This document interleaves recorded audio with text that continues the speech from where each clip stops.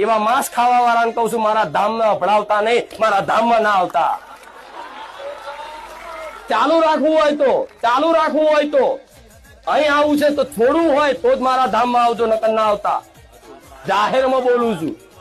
ભલે મારું ધામ ભક્તોથી ખાલી થઈ જતું, ભલે કાલ પટેલ કોઈ ના આવતું, મને કોઈ ચિંતા નહીં, પણ ખાસ પેલા ખાધું હોય તો ભલે ખાધું. ભગવાન માતાજી એક વખત માફ કરી દે. કરોડો ગુના, કેટલા કરોડો પણ મારો ધામ આવી અને આવો વિશ્વાસ, આ શ્રવણ થતું હોય, તમારી વાત ઉતરતી હોય તો દરેક ને કોઈ અંદર ખોને હજુ તે બાર હોટલો ખાતા હોય ને તો એવું ના વિચારતા ખુખાર મેલ ની ખબર નહીં પડે. હું જાલી પાડીશ અને વાકાઈશ, એમાં ભૂલ નહીં.